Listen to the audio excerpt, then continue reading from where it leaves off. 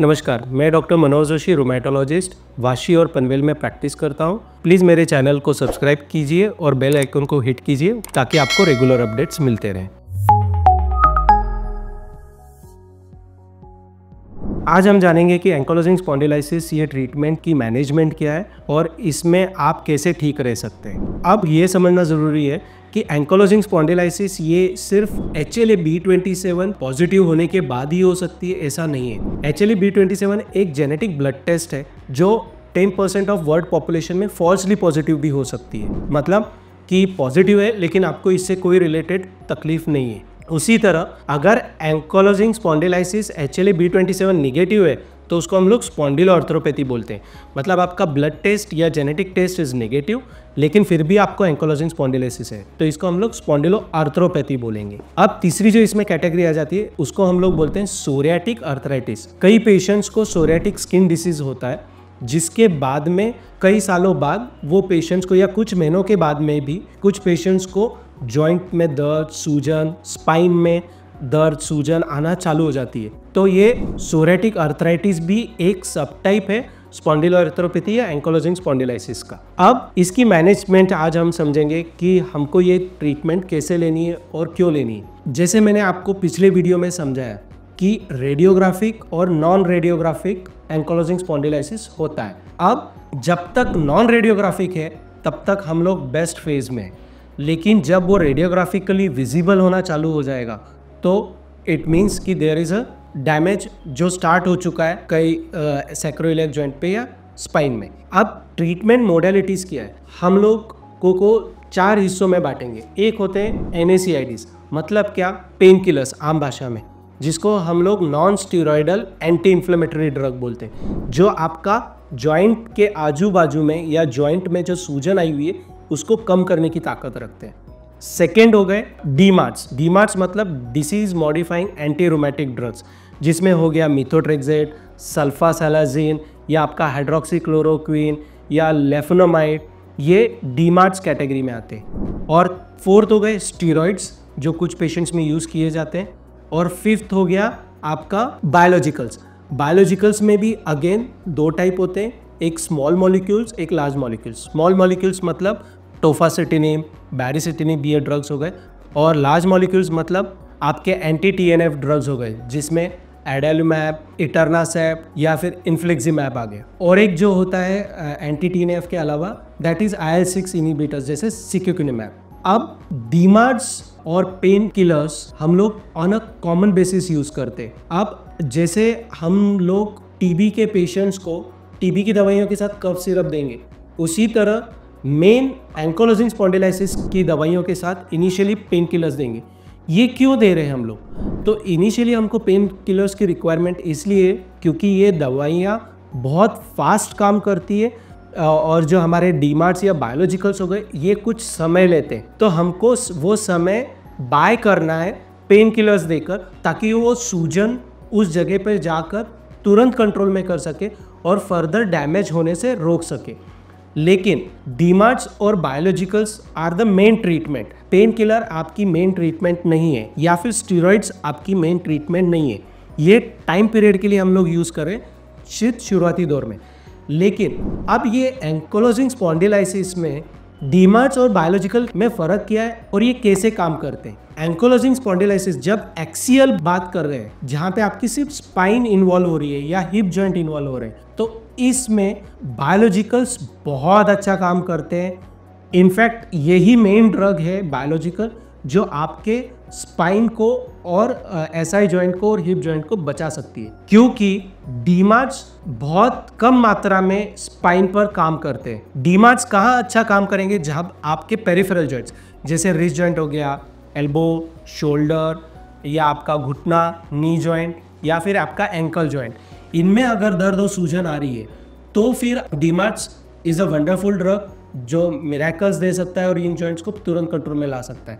But जब spine की बात आती है तो बायोलॉजिकल्स बेटर काम करते हैं रेदर देन हमारे DMARDs। अब ये समझना ज़रूरी है कि बायोलॉजिकल्स कब कौन से यूज़ होते हैं और डॉक्टर्स क्या आपको समझा रहे हैं और आप कैसे उन दवाइयों के बारे में समझ रहे हैं। तो बायोलॉजिकल्स जो हैं जिसमें आज स्मॉल मॉलिक्यूल टोफासिटिनिब ये बहुत अच्छा काम करता है जब आपके सैक्रोइलियक जॉइंट और स्पाइन में सूजन आना चालू हो रही है या अर्ली डैमेज भी अगर आना चालू हो रहा है, तो ये ड्रग्स तुरंत उस बीमारी को रोकने में हमारे हेल्प करते हैं। बट अगर एक बायोलॉजिकल फेल हो रहा है, जैसे पेशेंट टोफासिटिनिब पर है, 1 साल 2 साल वो दवाई लिया, पेशेंट बहुत अच्छा कंट्रोल में था, लेकिन अब उसकी बीमारी बढ़ना चालू हो रही है, तो डॉक्टर शिफ्ट करेगा एक बायोलॉजिकल से दूसरे बायोलॉजी पर, ताकि आपकी बीमारी कंट्रोल में रहे। बहुत रेयर चांसेस होते हैं कि एक बायोलॉजिकल से दूसरे बायोलॉजिकल पर शिफ्ट हो, लेकिन कुछ पेशेंट्स में, या हम लोग बोल सकते हैं कि हर एक पेशेंट की बॉडी अलग तरीके से रिस्पॉन्स करती है।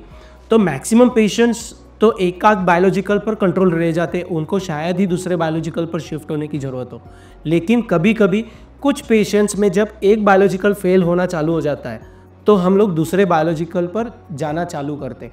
अब मैंने मेरे क्लिनिक में ये देखा है कि कौन से पेशेंट्स को एक बायोलॉजिकल का फेलियर हो रहा है और उनको दूसरे बायोलॉजिकल की रिक्वायरमेंट हुई।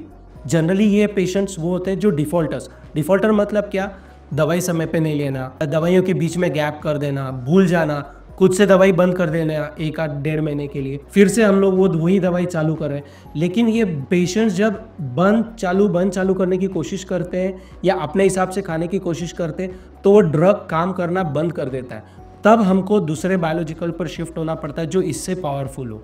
तो ये हो गया एंकोलोजिंग स्पॉन्डिलाइसिस में। लेकिन जैसे आपने देखा कि मैंने टोफासिटिनिब के बारे में बोला, या बायोलॉजिकल्स में एंटी TNF ड्रग हो गए, जैसे आपके एडेलिमैब, इटरनासेप्ट और इन्फ्लिक्सिमैब, ये सब सोरेटिक अर्थराइटिस पे भी उसी तरह काम करेंगे। लेकिन सेक्युकिनिमैब जो ड्रग है, ये सोरायसिस में और बेटर काम करता है, ये हमने देखा है, और हम लोग ये ड्रग को कॉमनली प्रिस्क्राइब करते हैं। It is wonderful drug. Patients के पूरे बॉडी पर अगर सोरायसिस के लीजन्स हैं या चट्टे हैं, तो वो 2 या 3 महीने में पूरी तरह गायब हो जाते हैं, जब सेक्युकिनिमैब के साथ में रिस्पॉन्स हम लोगों ने देखा है। और ये जॉइंट्स पे भी अच्छा काम करता है। सो हर एक पेशेंट से हम लोग डिस्कस करते हैं, हर पेशेंट्स की बॉडी का रिस्पॉन्स जज करने की कोशिश करते हैं, और उस हिसाब से हर पेशेंट को एक प्लेट बना कर देते। खाने की प्लेट बनती है, जैसे हम लोग घर में खाना खाते, सब्जी, रोटी, दाल, चावल, ये सब खाते, तो उसी तरह पेशेंट टू पेशेंट हम लोग एक उसको प्लेट बना के देते कि आप ये ड्रग यूज़ करो तो आपको इस ड्रग से बेनिफिट मिल सकता है। लेकिन वो पेशेंट टू पेशेंट डिसाइड होगा।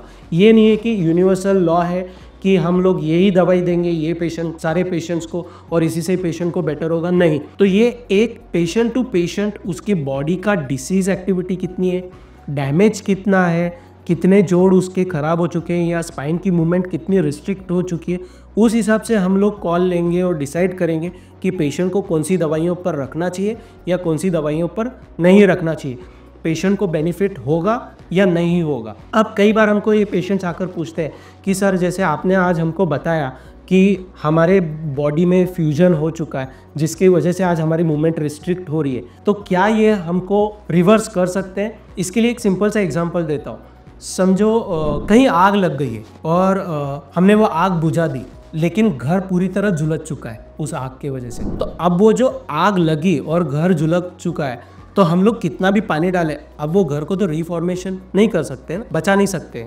इट्स अ परमानेंट, वो खराब हो चुका है, उस नया घर ही बनाना पड़ेगा। उसी तरह अगर आपके स्पाइन डैमेज हो चुकी है, या आपके कूल्हे जिसको हिप जॉइंट बोला जाता है वो डैमेज हो चुके हैं, या नी जॉइंट डैमेज हो चुका है, तो इसके लिए सर्जरी ही ऑप्शन है। क्योंकि अगर इट इज़ कम्प्लीटली डैमेज, वो पूरी तरह खराब हो चुका है, तो आपको रिप्लेसमेंट सर्जरीज या स्पाइन सर्जरीज करवाना ही पड़ेगा। लेकिन अगर थोड़ा डैमेज है और हम लोग उस बीमारी को दवाइयों से तुरंत कंट्रोल में ला सकते हैं, तो डेफिनेटली दवाइयाँ प्लस एक्सरसाइज बहुत ज़्यादा ज़रूरी हो जाता है जब हम लोग कोई भी ऑटोइम्यून डिसीज़ के बारे में बात कर रहे हैं, और स्पेशली एंकोलोजिंग स्पॉन्डिलाइसिस के बारे में अगर बात कर रहे हैं, तो एक्सरसाइज एक बहुत बड़ा फैक्टर बन जाता है जो आपके मोबिलिटी को इम्प्रूव कर सकता है, आपकी फ्लेक्सिबिलिटी को मेंटेन कर सकता है, और थोड़ा बहुत अगर डैमेज है तो उसको दवाइयों के साथ हम लोग कंट्रोल कर सकते हैं, और फिजियोथेरेपी से शायद हम लोग उसको रिवर्स